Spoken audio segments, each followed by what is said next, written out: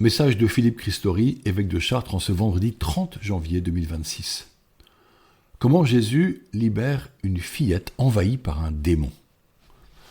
Avant d'apporter une réponse en lisant l'Évangile selon saint Marc, puis-je vous partager une belle expérience pastorale. Les 30 couples missionnaires de notre diocèse de Chartres qui animaient la préparation au mariage au sanctuaire Notre-Dame de Montlégion partagent, j'en suis sûr, le sentiment de bonheur qui habite mon cœur depuis le début de la semaine. Nous avons en effet vécu, le week-end dernier, 2 belles journées pour accueillir et entourer 95 couples de fiancés qui ont ouvert leur cœur et leur intelligence au thème du pardon. Des témoignages, des enseignements, des temps en couple, une lettre écrite à son fiancé, une démarche au pied de la croix du Christ, puis l'adoration eucharistique, la confession, la prière des frères, autant de moments pour approfondir la miséricorde de Dieu. La photo finale est magnifique et elle parle d'elle-même en montrant des visages souriants. Certes, certains ont eu plus de difficultés à entrer pleinement dans ce projet, mais ne doutons pas que chacun a reçu un cadeau pour sa vie de couple.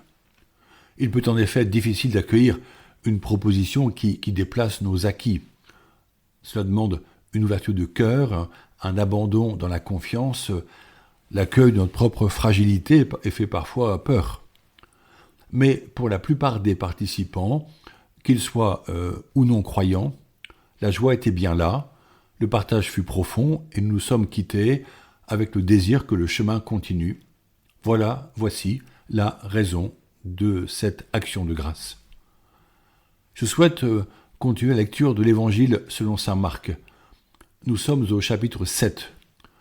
Une scène touchante est rapportée par l'évangéliste, celle de la rencontre de Jésus d'une femme grecque dont la fillette est emprisonnée par un démon. Nous sommes à Tyr, ville située au bord de la mer Méditerranée, dont la fondation remonterait à 2700 ans avant Jésus-Christ. Cette ville est maintenant au Liban, éloignée de 165 km de Jérusalem. Ce sont les Phéniciens, voyageurs et marins qui ont développé cette cité marchande. Tyr comme Sidon sont des lieux non juifs, donc païens pour un juif. Jésus n'hésite pas à s'y rendre. Il faut se rappeler qu'il avait fait le choix de commencer son ministère en Galilée, la terre des nations et des marchands, à Capharnaüm, ville considérée comme impure. Avant son ascension, Jésus demandera aux disciples d'aller vers toutes les nations pour annoncer le règne de Dieu. Si Tyr est le nom d'une ville, c'est aussi celui d'une divinité païenne. Ce voyage pédestre de Jésus en ces lieux confirme son souhait que son enseignement en vue du salut soit accueilli aussi par les non-juifs, ce qui a parfois été incompris. Saint Marc rapporte qu'il entre dans une maison de manière discrète pour ne pas être reconnu, mais que déjà la nouvelle de sa présence se répand et qu'une femme païenne, syro-phénicienne de naissance, décide de le rencontrer. Elle est sûrement de culture grecque. Elle se jette à ses pieds pour le supplier d'expulser un démon hors de sa fille. On retrouve le cri de ceux et celles qui n'ont plus aucun espoir, comme les lépreux ou encore la femme hémorroïde, et qui s'écrient « Aie pitié de moi, Jésus ». Ici, le texte parle bien, et par 2 fois, d'un démon. Dans la version de l'histoire rapportée par saint Marc, la présence des apôtres n'est pas mentionnée. Nous savons que Jésus a formé son groupe d'apôtres en les appelant un par un à le suivre, en partageant son quotidien. Dans la version selon saint Matthieu, les apôtres sont présents et manifestent une sorte d'agacement devant cette femme considérée comme impure. Ils disent même à Jésus « Renvoie-la, car elle nous poursuit de ses cris. » Que cette parole est dure. Mais nous devons comprendre que les apôtres non seulement sont perdus devant la supplication de la femme, nous le saurions aussi, mais qu'ils sont aussi influencés par une tradition qui leur interdit de la fréquenter, car elle est païenne et donc impure. Ces traditions étaient tenaces. et seul Jésus avait la liberté intérieure pour s'en affranchir. Commence alors une discussion étrange, dans laquelle nous pouvons être surpris par la distance apparente entre Jésus et cette mère en détresse. Il y a cette phrase de Jésus si incompréhensible, je la cite, « Laisse d'abord les enfants se rassasier, car il n'est pas bien de prendre le pain des enfants et de le jeter aux petits chiens. » Qui sont ces enfants? De quel pain parle Jésus? Pourquoi fait-il référence aux petits chiens? On comprend un peu mieux en lisant le récit chez saint Matthieu quand Jésus répond « Je n'ai été envoyé qu'aux brebis perdues de la maison d'Israël. » Pour le moment, Jésus limite sa mission à ses frères et sœurs juifs. Mais nous allons voir que l'Esprit le pousse vers les autres, car sa miséricorde est pour tous et elle s'étend d'âge en âge à tous ceux qui le craignent, c'est-à-dire ceux qui mettent leur confiance en lui. Vient ensuite la réponse de cette femme qui ne s'oppose pas à Jésus en lui disant simplement « Seigneur, les petits chiens sous la table mangent bien les miettes des petits enfants. » En réalité, Jésus a utilisé le mot « enfant » pour désigner les enfants d'Abraham, ceux qui descendent des 12 fils de Jacob. Lui, en tant que juif, leur donne priorité pour le repas. Or, la femme utilise un autre mot pour désigner les enfants, un mot qui fait référence à leur âge et à leur taille, comme pour dire qu'ils ne sont pas différents des premiers, mais que pour elle, un enfant est un enfant, quelle que soit sa religion.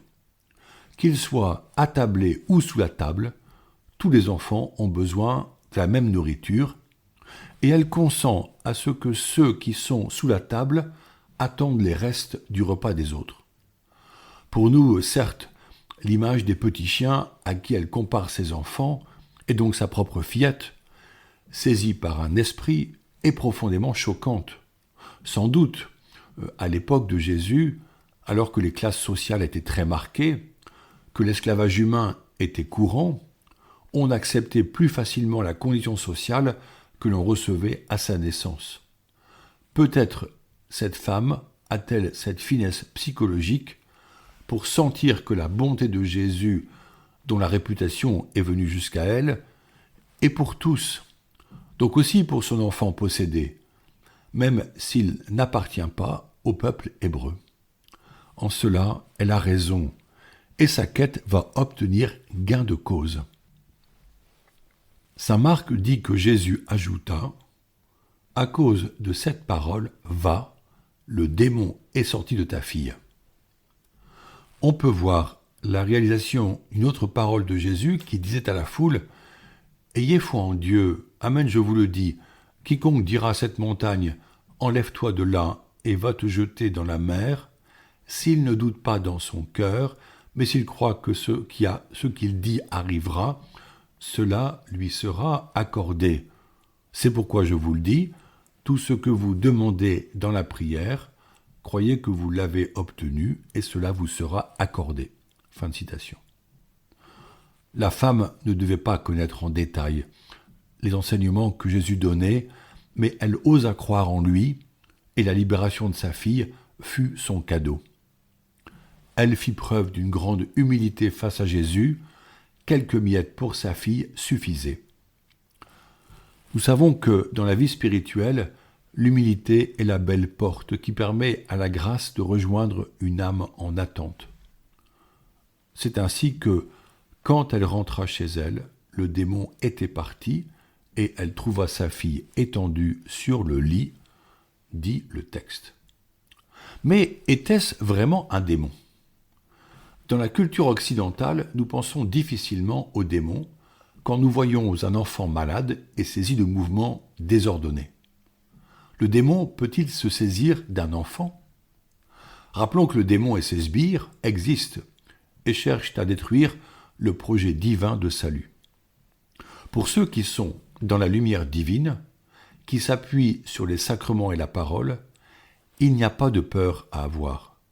Juste avoir conscience que le démon, votre adversaire, écrit l'apôtre Pierre, le diable, comme un lion rugissant, rôde, cherche qui dévorer.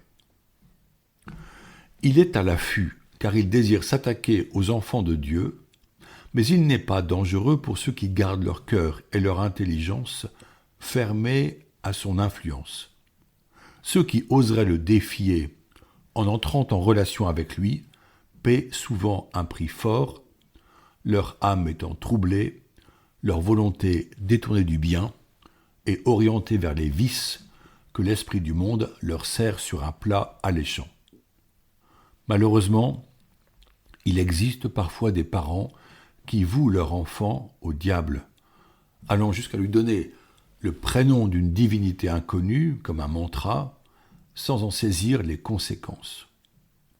Toutes les pratiques qui invoquent les esprits, qui cherchent à entrer en contact avec les morts ou à connaître l'avenir par des moyens occultes, font appel à des entités spirituelles que nous ne maîtrisons pas et qui offrent autant d'occasions de les laisser entrer dans nos vies.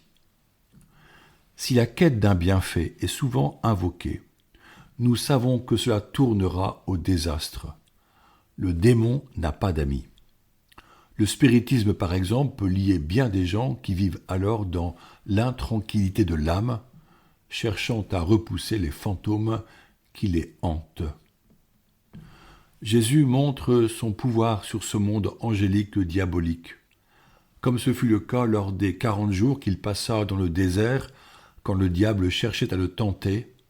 Par sa fidélité à Dieu, il demeure ferme dans la vérité, ne consent à aucune compromission et est rendu capable d'agir pour libérer ces êtres tant éprouvés, comme le Gérasénien qui était dans un cimetière dont saint Marc parle au chapitre 5, ou encore comme cette fillette maintenant libérée. Le projet de Dieu est un projet de libération, en vue d'une vie dans la lumière dès maintenant sur cette terre et bientôt dans l'éternité bienheureuse. Le démon ne peut pas empêcher les enfants de Dieu qui désirent d'un grand désir être fidèles au Seigneur, qui vivent dans la puissance du Saint-Esprit et qui mettent en pratique la parole de Dieu. Ils entreront dans la gloire du ciel. Quelle joie monte en nos cœurs en pensant à ce futur si proche. Prions maintenant les uns pour les autres, afin que les chrétiens témoignent ouvertement de l'amour que Dieu nous infuse par son esprit. Prions pour la paix et l'unité entre les peuples, si souvent menacés par ceux qui ont le pouvoir politique et économique. Notre Père qui es aux cieux, que ton nom soit sanctifié, que ton règne vienne, que ta volonté soit faite sur la terre comme au ciel. Donne-nous aujourd'hui notre pain de ce jour. Pardonne-nous nos offenses comme nous pardonnons aussi à ceux qui nous ont offensés. Et ne nous laisse pas entrer en tentation, mais délivre-nous du mal. Amen.